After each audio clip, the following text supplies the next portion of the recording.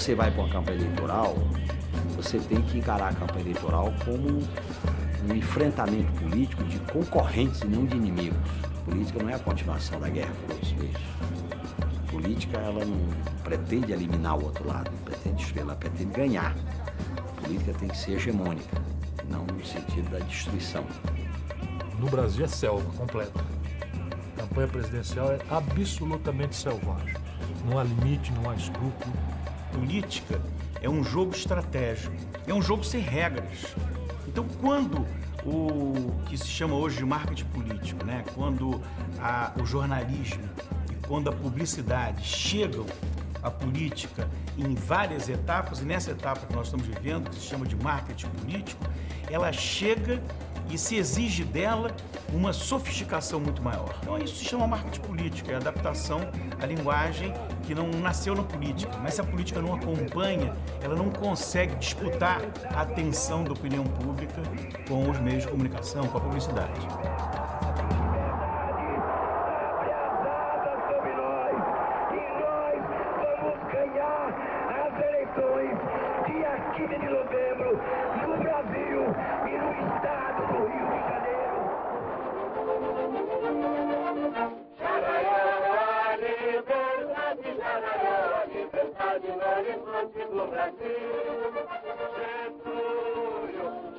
A apuração desde as primeiras urnas refletia no nome de Getúlio Vargas a preferência do eleitorado brasileiro. Getúlio, tu és a glória e a esperança do Brasil. Getúlio, és o que merece.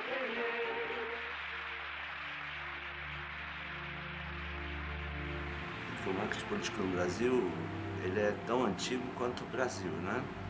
É conhecido as excelências de trabalhos de marketing que foram feitos por Getúlio Vargas, para o próprio Jânio Quadros, com Varre Vassourinha, que é um clássico de comunicação política, né? A construção da imagem passa pelo veículo onde ela está construída. Num comício onde você tem um microfone pouco sensível e uma transmissão muito ruim, o som muito ruim. Então você tem que falar devagar e dar as pausas. Povo brasileiro, estamos aqui mais uma vez. Ou seja, a adequação ao veículo. Então, do Getúlio Vargas a Lula é apenas uma adequação à linguagem do meio.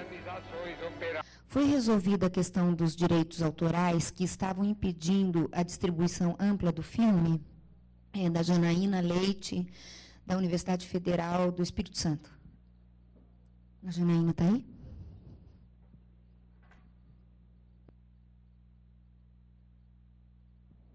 Alô. Obrigada pela pergunta. Bom, a Janaína sabe que a gente tem um problema com o direito de imagem desse filme. E não é nas imagens que mais se esperaria. Por exemplo, a Rede Globo foi parceiríssima de primeira hora desse filme, abriram o acervo para a gente, colocaram o pesquisador à disposição da gente, cederam todo o material, assistiram o filme, depois não fizeram nenhuma cobrança. Agora, outros arquivos não tiveram essa generosidade. Alguns a gente conseguiu pagar. Outros a gente não tem dinheiro mais para pagar. Por exemplo, a Veja está cobrando. E a gente usa a Veja para caramba o tempo todo. Então, se você está usando 100 páginas, capas, e eles cobram R$2.000 cada um, isso inviabiliza a gente de adquirir os imagens. Eu acho que isso vem dentro de uma discussão muito oportuna, e da minha parte eu tenho até vontade de usar o filme, talvez, para promover um pouco esse debate sobre direito autoral. A gente andou consultando advogados, o pessoal da FGV do Rio, que é especializado, tem mestrado nessa coisa de direito autoral, e eles esclareceram para a gente que a lei de direito autoral, ela prevê o uso, sem pagamento, de imagens, quando a finalidade é educativa, cívica, e quando não é pervertida a intenção da obra original. É como uma citação. A gente está fazendo um artigo acadêmico, eu vou citar o professor fulano de tal, eu abro aspas, boto lá a referência certinho, vou pagar direito autoral para o cara. Então, é o mesmo tipo de lógica de uso que já está previsto na lei, ou seja, não precisa mudar a lei, está lá na lei. Só que a prática de mercado privilegia os donos das imagens, sempre pagaram muito caro para as produtoras, para os donos das imagens. Então, não tem um precedente jurídico para a gente. O primeiro filme que está discutindo isso agora é um documentário sobre os Chacrinha, não sei se vocês viram.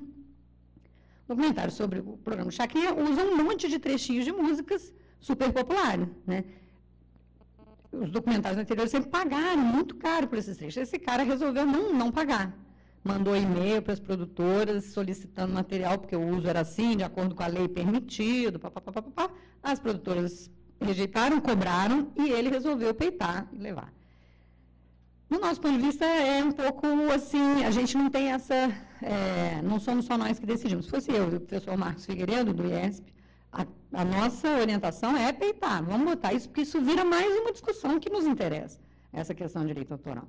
Só que a produtora tem outras preocupações, né? Eles são futuros parceiros comerciais desses arquivos e não tem tanta certeza. Então, a gente está indo um pouco... Estamos nos festivais, estamos no Festival do Rio agora. A gente vendeu o filme para o Canal Brasil, então esperamos até novembro conseguir essa liberação, conseguir resolver todas essas coisas para poder passar. E a gente está fazendo uma tiragem em DVD, com capinha oficial, que vai poder as pessoas adquirirem. Quem quiser anotar, o e-mail da produtora Urca Filmes, a pessoa que está encarregada de pegar esses pré-encomendas, porque não está pronta a tiragem, mas se a gente tiver um monte de pré-encomenda, é ótimo, porque me ajuda a brigar lá na produtora para esse negócio acontecer logo, entendeu? É carolina@urcafilmes.com.br. Tá? Aí vocês podem falar, estou sabendo, vai sair um DVD do Arquitetos do Poder, queremos um, entendeu? Quanto vai custar? Não faço a menor ideia. Acho que qual é o preço de mercado de um DVD? Não sei lá, 40, por aí, certo? Agora, eu também imagino que uma hora dessa alguém vai pegar um DVD desse, piratear e botar no YouTube, na internet. A gente teve 2 convites maravilhosos, que foi para hospedar o filme no Overmundo, no site do Overmundo, e um outro convite maravilhoso, que era passar o filme no Observatório da Imprensa, em 2 metades, metade numa semana e metade na outra semana. A gente não aceitou isso por causa do Canal Brasil, porque como a gente conseguiu vender para o Canal Brasil, a gente não tem dinheiro. Esse dinheirinho vai ajudar a gente a terminar de...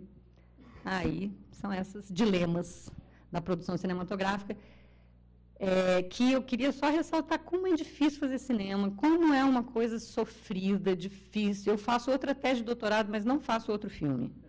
Certo? Eu levei 5 anos, é um negócio que não depende só de você, te desgasta, não conta nada no Lattes, entendeu? Então, tipo de coisa assim, um esforço monumental que vale a pena na hora que você mostra.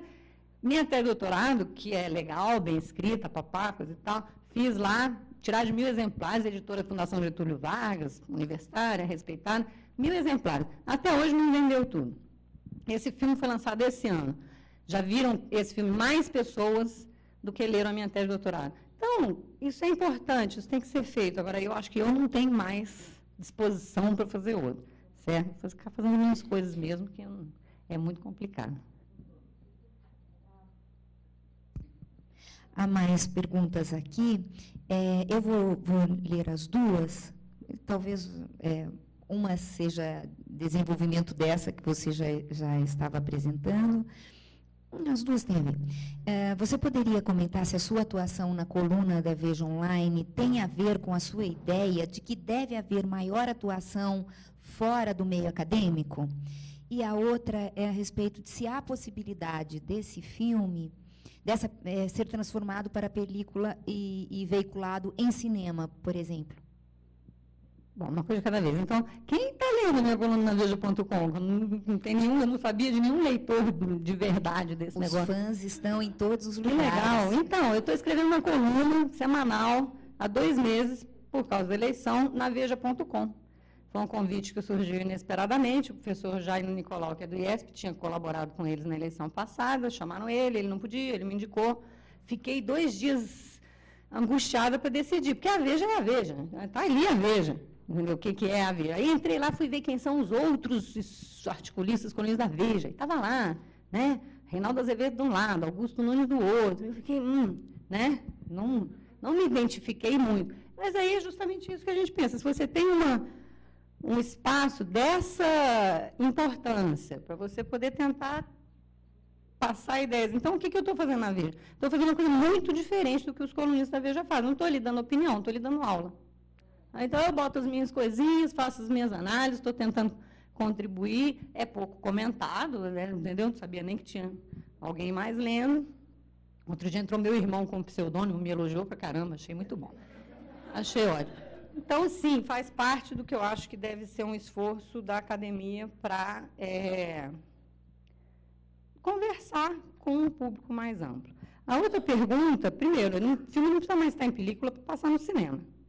Graças a Deus, essa ditadura acabou. Inclusive, isso é uma revolução tecnológica que está permitindo o cinema de fazer coisas que eram impossíveis. Esse filme, em película, teria sido inviável, porque a gente fez entrevistas em profundidade de 2 horas com cada uma dessas pessoas. Você não vai gastar película para fazer isso, ninguém faz. Então, por exemplo, um cineasta como Eduardo Coutinho, a maneira como ele faz filme etnográfico, também não é possível com película. Quer dizer, não é que não seja possível, mas, na verdade, você ganha quando você vai para o digital e barateia os custos todos. E, hoje em dia, os cinemas passam em digital.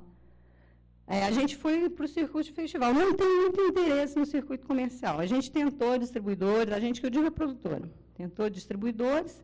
A gente achou até que, com o gancho da eleição, fosse ter um interesse. Ninguém se interessou muito. A gente achou legal que o Canal Brasil se interessou e, na verdade, aí a gente partiu um pouco para essa coisa mais das universidades. Estamos fazendo vários pequenos lançamentos nas universidades, esperando que a voz corra e haja um interesse no filme. Mais alguém? Queria dizer que a minha experiência ao assistir ao filme foi muito emocionante. As partes que eu não vivi ainda, o professor Vander dirá que foram poucas, talvez nenhuma, mas... Não fez. Faz parte de uma brincadeira nossa, que ele acha que, pelos meus conhecimentos de história do Brasil, fui testemunha ocular da história toda. Mas, enfim, foi uma experiência muito emocionante. Tinha partes que não dava para a gente não comentar ali, cutucando a professora Isabel o tempo todo.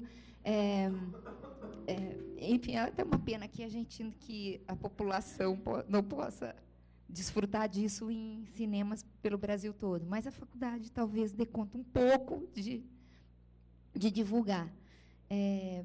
Alguém quer fazer mais algum comentário? Por favor. A gente pode liberar, né?